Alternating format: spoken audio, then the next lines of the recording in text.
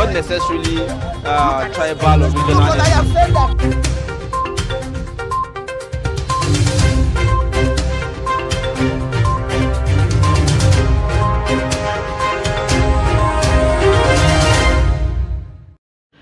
All right, welcome back. It's now time for the newspaper review. Let's take a look at what the front pages of the national dailies are saying. We'll begin with Daily Trust newspaper, and we have the lead story here that talks about cash crunch. Rural dwellers resort to trade by barter.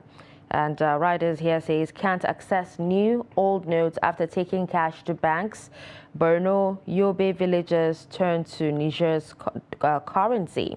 And then you have details of that story on page 4.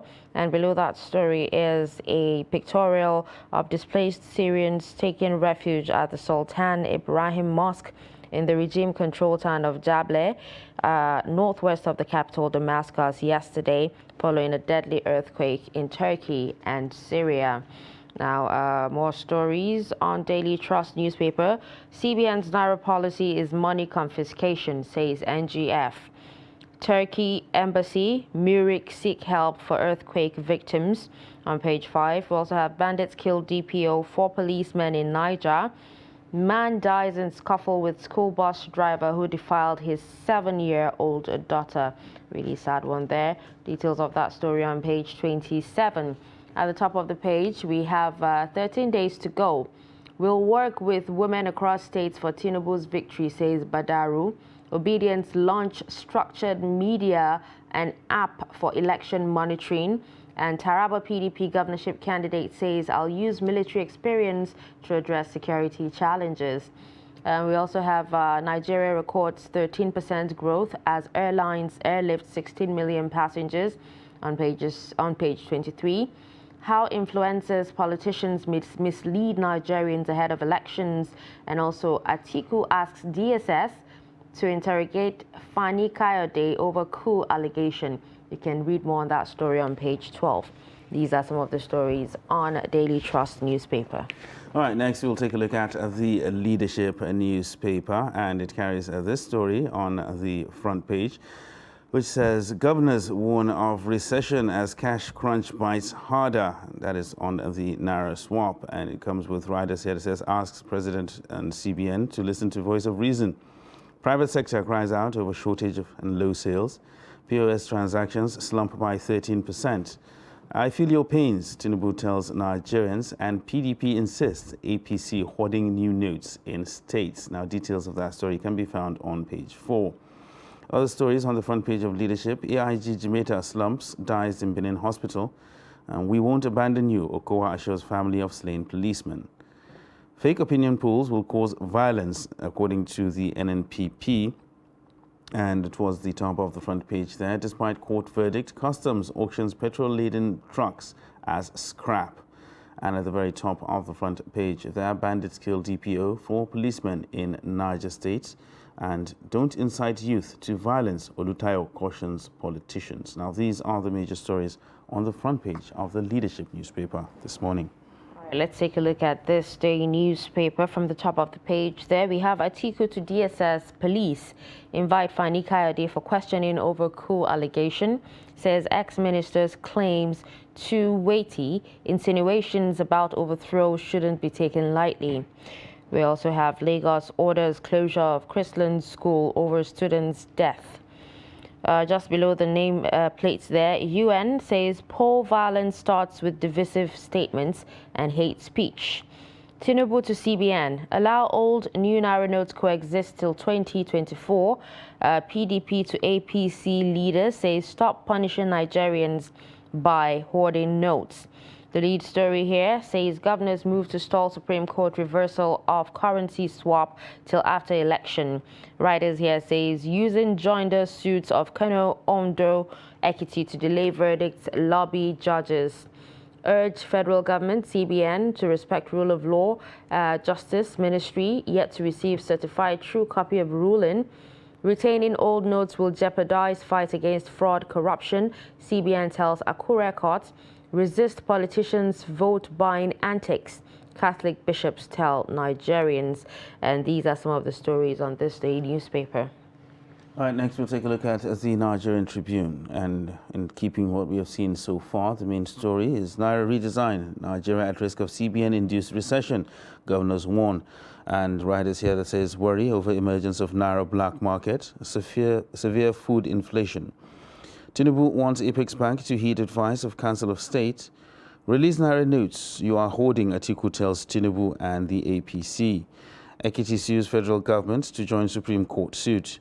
And Nigerians shun Supreme Court order, reject old Naira notes. Details of this can be found on pages 2 and 4. And moving on to other stories, INEC redistributes voters to less congested polling units, and Kogi government wants IGP to immediately arrest EFCC boss.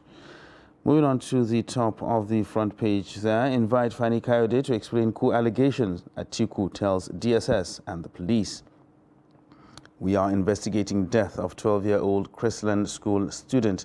That is according to the police, and Lagos government orders school shut. And finally, on the front page of the Nigerian Tribune, NDLEA arrests Church General Overseer, theology student over Dubai-bound meth skunk at Lagos Airport. Now, these are the major stories on the front page of the Nigerian Tribune. All right, let's take a look at Business Day newspaper. From the top of the page, how Buhari failed to heed counsel on chaotic Naira redesign project. And we also have Nigerian businesses risk worst credit crunch in 7 years. Supermarkets, banks, and old Naira collection. 4 ways to prevent violence in 2023 elections, says Crisis Group. And on the big story, they have 31 governors pile up 4.8 trillion Naira debt for successors. States with highest foreign debts and states' foreign direct investment in 5 numbers. Details can be found on page 2 of Business Day newspaper. And these are some of the stories on that particular newspaper.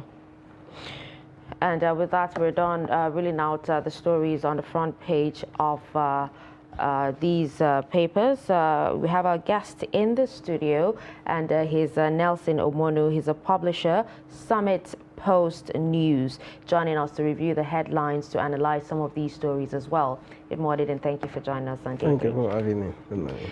All right, let's start with, a story that seems to, lead most of the newspapers talking about the cash crunch. And on Daily Trust itself, it seems like, those in rural areas have actually gone back to the olden days, trade by barter. That's how they're able to, buy and sell, food stuff and all that, because they can't access this old and even the new Naira notes. So what are your thoughts on this? Well, let me start by putting the policy itself on a scale to know whether it is timely. If you ask me, the policy is timely. In fact, it couldn't have come at a better time than this, when politicians have weaponized poverty in order to use it to continue to keep Nigerians in servitude. Now, redesigning Naira, especially few weeks, about 3 months to election, is a wonderful idea. But then, when good policies are implemented by slack hands, that is what you get. If not, the policy is good. Given that our politicians have so stashed money, waiting for the time they are going to buy our conscience, they will just buy us off and bulldoze their way into offices. This policy is wonderful, but being implemented by slack hands. Now, what it means is that if you design a policy, are we saying that CBN has not released money to banks? That is the new Naira note now. The answer is no. They have been releasing money. There's no way CBN will redesign Naira and will not push money into the economy. But knowing the kind of stubborn economic behaviors that we have in Nigeria, I expect the CBN governor to follow up, not to stop at. It should be a multi-sectoral approach, like the police, the DSS should be involved. Get them to know. It's just like when we have fuel scarcity start biting. That's okay. DSS issued warning. We know what was released to you from the depot. We are going to monitor to ensure that your station is open and selling. Now, if CBN carry along the DSS, the police, and look, we have released so-so and so-so to so-so banks, and you get there the following day, and they are not distributing, they are not paying people. You should know, go to their ATMs, and if it's not dispensing new Naira notes, you know that something is going on. Allegations are flying here and there that banks are selling these monies to politicians who are bent on buying their ways to power in the next 2 weeks or thereabout. It's just being implemented by slack hands. If not, this program is good. Unfortunately, those are the lower rung of the ladder, economic ladder, are the ones bearing the brunt of this thing. So if not, the policy is very good. Now, like Daily Trust has found a custom of going beyond just reporting to do some in-depth analysis, and it's like what I'm seeing on Daily Trust today is not any different from the days of the Stone Age, where people have to go to exchange what they have, trade by barter. Is that what we should be expecting in the 21st century economic system? No. Is the policy good? Yes. What is the problem? The missing link is when you slack hands are implementing good policies, it's as good as it's not going to work. This is what we have here. Use two MDs as scapegoats. The rest will sit up. Nobody wants to lose his or her job. Has anybody been punished for the missing link, for maybe CBN releasing money and the money not getting to the people? No one has been. Instead, we found, pathetically, POS. What the POS man or woman goes around to look for maybe those who have cash at home to help them. And by the time they give them, at whatever price they give them, it is their own, they are to make profit also. So they'll have to exchange at whatever rate they think they can break even. So why arresting a POS man or woman?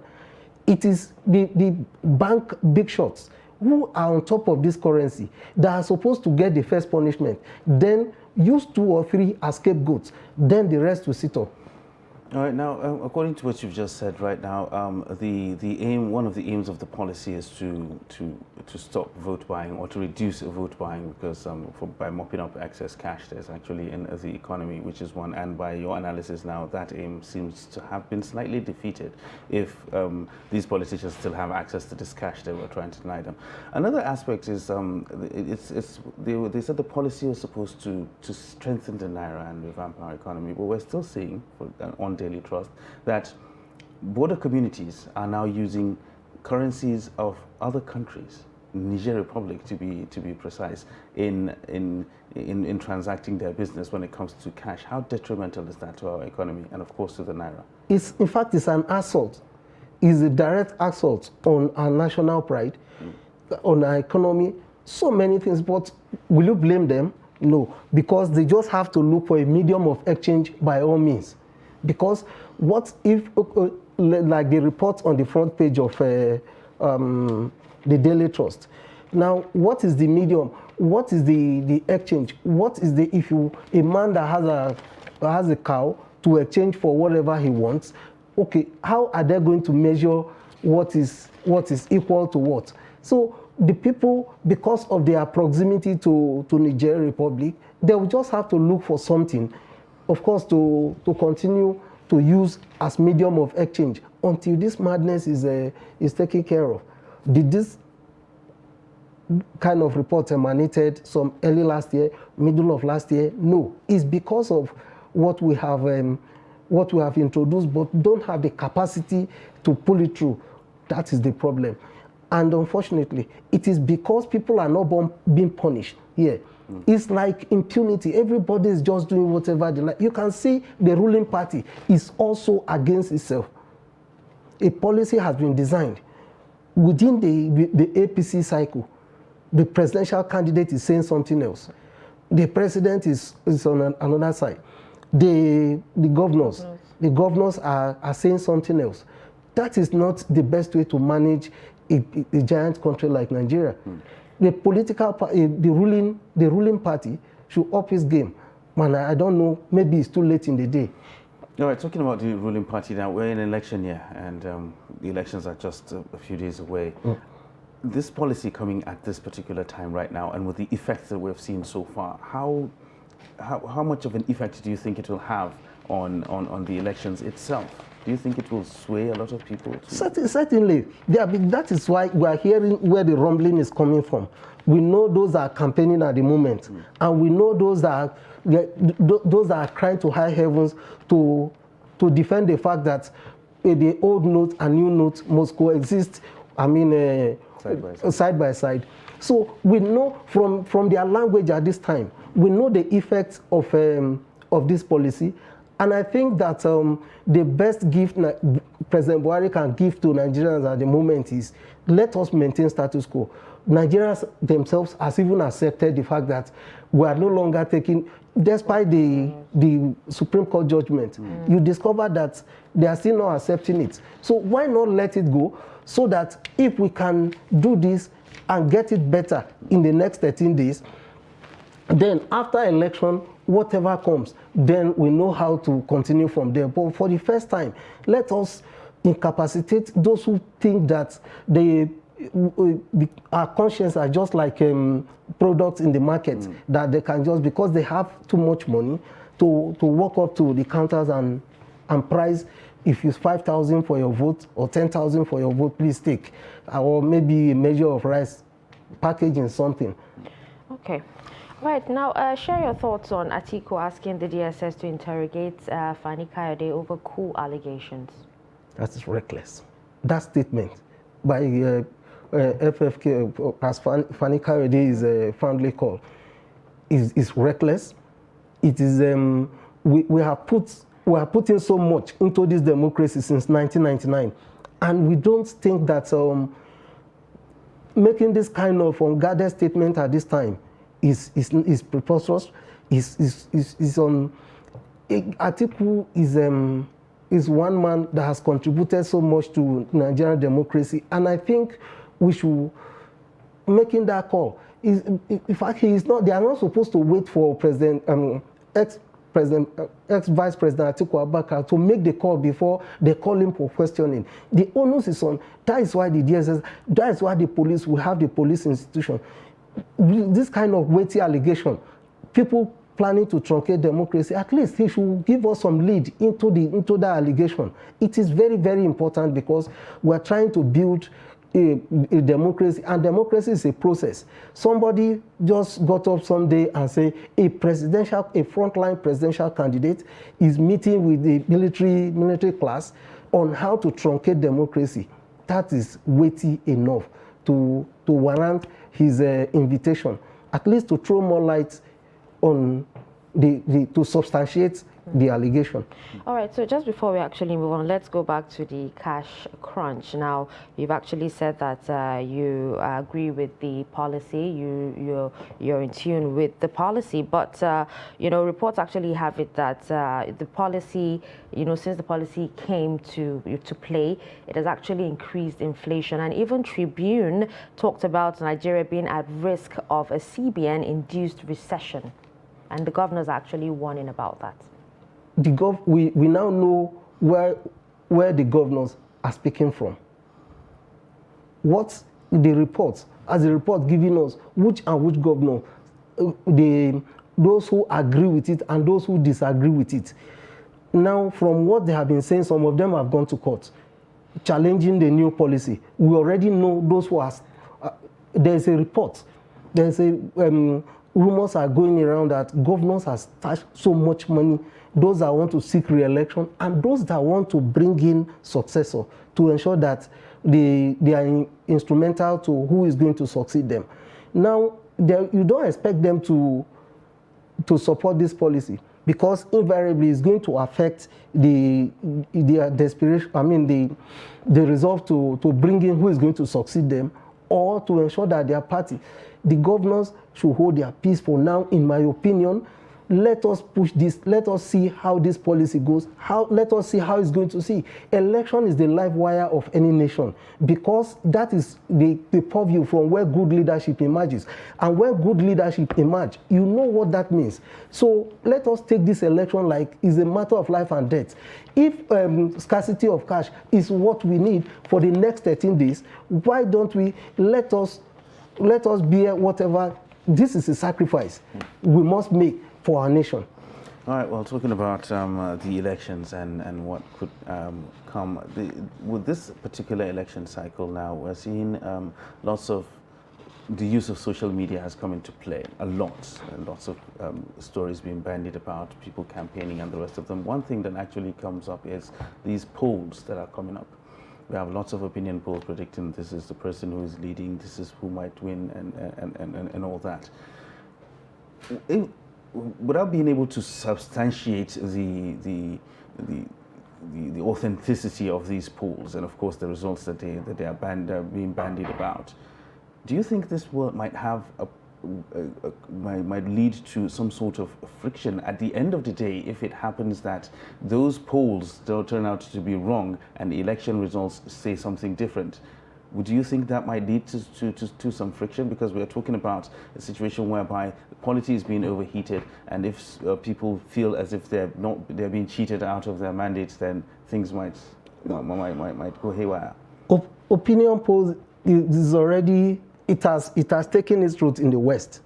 It has been there, and most times, down to the day, on the eve of the election, and even exit polls, they still continue to say exit poll. This is the person that is going to. It has taken roots, but here, because of the inadequacies of our system, at the level of development, our level of education, and whether we operate open society or not, there's nothing, but it will be foolhardy for any candidate to rely on opinion poll and think that is having an upper hand. But let me use this as in 2016, Hillary Clinton was slightly ahead. She was leading ex-president Donald Trump, and by the time we went to bed, and thinking, no, we stayed late, thinking that by the time we're waking up around 3 a.m. But the result was actually, it turned out to be something else, and that was how she lost out. For any politicians to begin to rely on this, or maybe if the result of the actual election did not reflect what the opinion poll said, that you are going to bring down the roof, that means you will meet the power of the law, because opinion poll is not election. It is just, okay, in any case, if you are sampling opinion, what about the people that are sampling opinion, if they are biased, if they go to where you have strengths?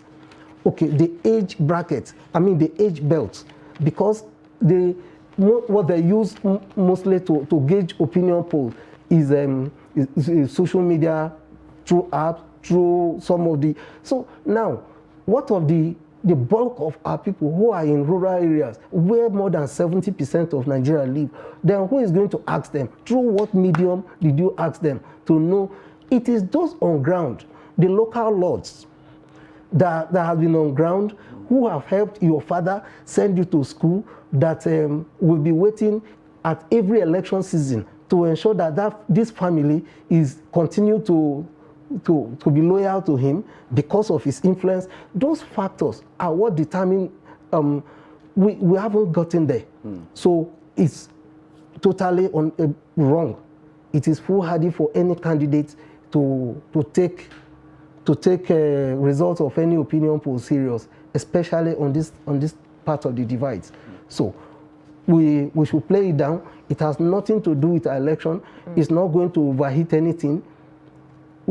Instead, politicians, candidates should double up their efforts, because opinion poll has nothing to do it's just that it will give you some self-confidence that is not really existing, because nobody went to my mother in the village to ask her. Nobody went to my village to ask. If you ask anybody in rural areas, questioning some of the results of these polls, you discover that rural areas are not covered because it is those in urban centers and possibly those that are educated that have access to most of the social media this thing they are using for polls. So this will be taken with a pinch of salt. All right, let's quickly take a look at the City and Crime page on Daily Trust. That's page 14 and 27. We have a story here that says hubby locks up wife to prevent neighbors' access. And we have gunmen kill student in FCT. Lagos Church overseer theology student arrested over illicit drugs. 300 Kano flood victims get relief materials. We have Lagos student slumps dies during sports. Why we killed Ogun couple, driver confesses. And then a very, very sad one here. Man dies in scuffle with school bus driver who defiled his 7-year-old daughter. Do you care to comment on this last one? That is barbaric. So why scuffle with, why physical with a man whose 7-year-old daughter you defile, a bus driver? And some of these schools, some of the private schools that are using buses to convey children, and I think that there is need for some emotional maturity or stability before you employ or engage a driver to drive things to school under 7 years. So what's that? What is in 7 years, 7-year-old girl? So the full weight of the law must be brought against that driver. And unfortunately, the father who is supposed to stand to ensure that justice is done is no more. That is sad. Then we talk about the student that was killed. It's all part of the insecurity challenge we continue to face. And I think our security system needs to, and I still narrow it down to what we do in the next 13 days. Because in presidential democracy, the buck stops on the president's table. If insecurity, that is DPO, gone down, somebody of DPO's class is gone down just like that. Another officer killed. So what do you say of a civilian who don't have any measure of training in security aspects? So we are just living at the mercy of these criminals. That is why we must take our destiny in our own hands. Look at the people that are gunning to be president, to succeed President Buhari on May 29, and tell ourselves the truth that listing all the clusters of factors that leads to insecurity. This is the man that can actually tackle them. Then we take the right decision. Then we have taken gradually. We have started taking our country back. I think that is what. Even if you talk about all these cases in isolation, you've not gotten it. But we must pin it down to leadership, and that is what we are going to do in the next 13 days. And I pray that God help us to be able to do the right thing. All right. So just staying with the story of the 7-year-old child that was actually defiled. In this situation now, where does the blame lie? Is it with the school that actually employ the person to take these kids without proper background checks? Is it with the authorities now for failing to take action when this thing actually happened, leading to the father taking it upon himself to take this action? Or is it a societal thing? It's combination of all. The school, like I said, you cannot just engage anybody as to drive little children, because this is like this guy that committed this heinous crime is not normal. If not, that is 7 years for crying out loud. So what is in a 7-year-old baby? So, and that is the schools. All they are after is just, have you paid your fees? And it's just for them. They are not looking at the impact they can make through operating schools and all that. But their primary purpose is profit. And as such, they don't care what happened to the children. If not, you cannot just engage just any driver to. Then on the part of the law, this is for 7-year-old girl. Even the people that are matured, that have been raped, the way our authorities ridicule person that has gone through trauma or psychological torture, when they come to authorities where ordinarily they should run to, the way they are humiliated, you see, most people don't report these issues just because of the way our authorities, especially the security agencies, they don't help this kind of, I'm sure that it's because of their delay in taking decision that this man decided to help himself out, and that is when this thing happened, and it's unfortunate. All right, quite unfortunate indeed. And on that sad and sorry note, I think we'll end the newspaper review this morning. Nelson Omonu, thank you very much for coming on the program this morning, and of course for sharing these insights. Thank you very much. Thank you for having me. All right, it's still Daybreak on Trust TV. We'll take a short break, and when we return, it will be top of the hour, and the show continues. Do stay with us. But in a situation where you find that they look at the same, Not necessarily tribal or regional. I have said that